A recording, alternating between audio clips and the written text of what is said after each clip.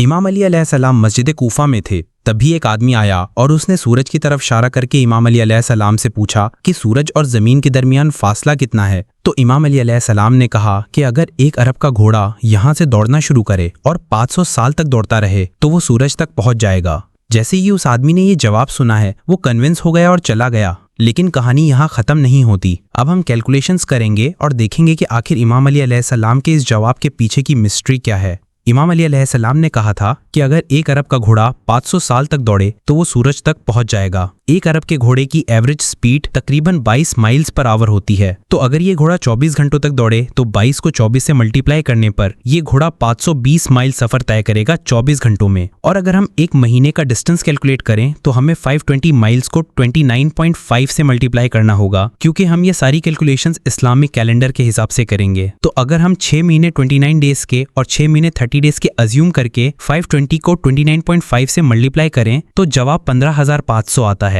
इतने किलोमीटर का सफर घोड़ा 30 दिनों में तय करेगा। और अगर 1 साल का डिस्टेंस कैलकुलेट करें, क्योंकि 1 साल में 12 महीने होते हैं, इसलिए हम 15,500 को 12 से मल्टीप्लाई करेंगे तो जवाब आता है 1,86,000, यानी कि इतने माइल्स का डिस्टेंस घोड़ा 1 साल में तय करेगा। और अगर हम 500 साल का डिस्टेंस कैलकुलेट करें तो हमें 1,86,000 को 500 से मल्टीप्लाई करना होगा तो जवाब आएगा 9,34,00,000 माइल्स। यानी अगर घोड़ा 500 साल दौड़े तो वो 9,34,00,000 माइल्स का सफर तय करेगा। अब अगर हम जमीन और सूरज के दरमियान का डिस्टेंस देखें तो साइंस के अकॉर्डिंग जमीन और सूरज के दरमियान का डिस्टेंस कभी भी सेम नहीं रहता, क्योंकि जमीन अपना ऑर्बिट ओवल शेप में करती है। कभी ये सूरज के करीब होती है तो कभी दूर चली जाती है। जब जमीन सूरज के करीब होती है तो इनके दरमियान का डिस्टेंस 9,10,00,000 माइल्स होता है, और जब जमीन सूरज से दूर होती है तब इनके दरमियान का डिस्टेंस बढ़कर 9,48,00,000 माइल्स हो जाता है। तो अगर हम एवरेज डिस्टेंस लें जमीन और सूरज के दरमियान का तो ये एग्जैक्टली वही डिस्टेंस है जो इमाम अली अलैहिस्सलाम ने 1400 साल पहले बताया था। सुभान अल्लाह। एक दिन कुछ अरब के लोगों और मुसलमानों में इस बात पर डिस्कशन हो रही थी कि अरबी जबान में सबसे ज्यादा इस्तेमाल होने वाला लफ्ज अलिफ है, जिस पर वहां बैठे सब लोगों ने अग्री किया। तभी मेरे मौला अली अलैहिस्सलाम खड़े हुए और अल्लाह और उसके प्यारे रसूल हजरत मोहम्मद सल्लल्लाहु अलैहि वसल्लम की शान में एक शानदार खुतबा दिया, और इस पूरे खुतबे में कहीं भी अलिफ लफ्ज इस्तेमाल नहीं हुआ। ये है वो खुतबा, यहाँ कहीं भी अलिफ वर्ड का इस्तेमाल नहीं हुआ है। जबकि ये इतना बड़ा खुतबा है, आप सोच भी नहीं सकते ये करने के लिए कितनी इंटेलिजेंस चाहिए। लेकिन यहाँ बात हो रही है मौला अली की। इसी तरह इमाम अली अलैहिस्सलाम का एक और कमाल का खुतबा है जिसमें कहीं भी नुक्ते का इस्तेमाल नहीं हुआ। इस खुतबे में कहीं भी नुक्ते वाले लफ्ज नहीं है, जबकि आधे से ज्यादा अरेबिक अल्फाबेट्स में नुक्ते हैं। इमाम अली अलैहिस्सलाम की इंटेलिजेंस की बहुत से फिलोसोफर, साइंटिस्ट, ऑथर्स और रिसर्चर्स ने तारीफ की है। जॉर्ज जॉर्डक, जो कि क्रिश्चियन पोएट और ऑथर थे, वो इमाम अली अलैहिस्सलाम से इतना इन्फ्लुएंस थे कि उन्होंने इमाम अली अलैहिस्सलाम की जिंदगी पर एक किताब लिखी थी। कलाइले का लेक, जो कि ब्रिटिश एसेइस्ट, हिस्टोरियन और फिलोसोफर थे, उन्होंने अपनी किताब हीरोज एंड हीरो वर्शिप में इमाम अली अलैहिस्सलाम की भर भर कर तारीफ की है और इमाम अली अलैहिस्सलाम की लीडरशिप क्वालिटीज और उनके कैरेक्टर को एम्फसाइज किया है। Baron Carra de Vaux, Ilya Pavlovich, Petrushevsky, Jurji Zaydan, Gibran Khalil, Washington Irving, Rudolf जिगोर, Will Durant, Lammens, Reynold Alleyne Nicholson, इन सब ने इमाम अली अलैहिस्सलाम की तारीफ की है, जबकि इनमें से कोई भी मुसलमान नहीं है।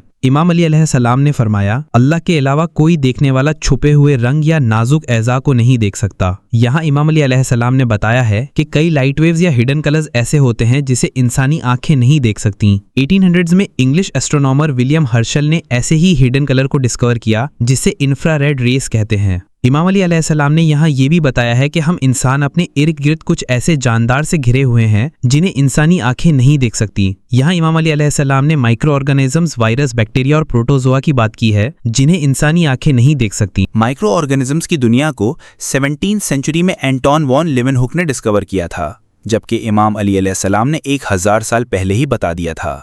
इसके अलावा इमाम अली अलैहिस्सलाम ने फरमाया, अल्लाह के अलावा हर सुनने वाला हल्की आवाज़ों से बहरा है और बुलंद आवाज़ें उसे बहरा बना देती हैं और दूर की आवाज़ें भी उससे दूर हो जाती हैं। यहाँ इमाम अली अलैहिस्सलाम ने 3 किस्म की आवाज़ों के बारे में बात की है।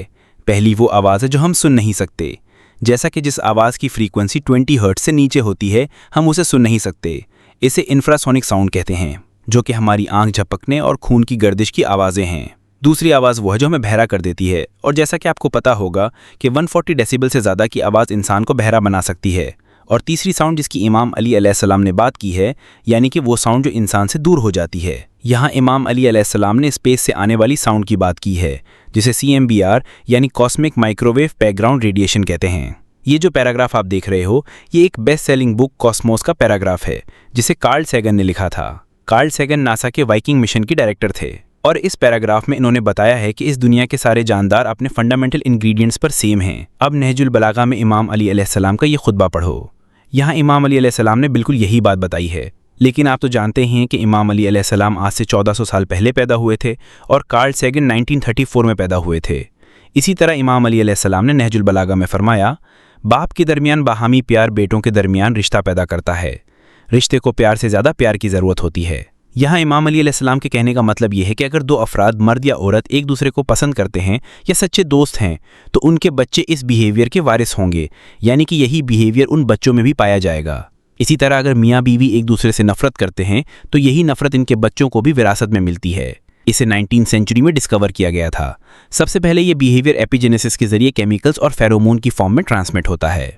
इमाम अली अलैहिस्सलाम फरमाते हैं, बहन भाइयों के दरमियान दुश्मनी वालिदैन के दरमियान दुश्मनी की वजह से होती है। इसके अलावा एक और खुतबा में इमाम अली अलैहिस्सलाम ने फरमाया, ज़मीन और आसमान की 7 लेयर समुंदर से पैदा हुई हैं। आज से 4 डिकेड्स पहले ही मॉडर्न साइंस ने 7 layer theory of the earth atmosphere को एस्टैब्लिश किया है, जो कि troposphere, stratosphere, ozonosphere, mesosphere, thermosphere, ionosphere, exosphere हैं। इमाम अली अलैहिस्सलाम के मुताबिक अर्थ का एटमॉस्फेयर समुंदर से ओरिजिनेट हुआ है। आज के सारे जियोलॉजिस्ट इसी सेम थ्योरी को होल्ड करते हैं और ये रिसर्च अभी तक प्रोसेस में है। इसी खुतबा के सेकंड पार्ट में इमाम अली अलैहिस्सलाम ने माउंटेन रूट के कॉन्सेप्ट को रिवील किया है, ये जिसे 19वीं सेंचुरी में ब्रिटिश साइंटिस्ट ने इंडिया में डिस्कवर किया था। ये सब तो इमाम अली अलैहिस्सलाम के इल्म की एक झलक थी। इसके अलावा इमाम अली अलैहिस्सलाम ने यूनिवर्स की creation, time, physics, mathematics, philosophy जैसे कई सब्जेक्ट्स पर बात की है, जिनके बारे में हम फिर किसी वीडियो में बात करेंगे।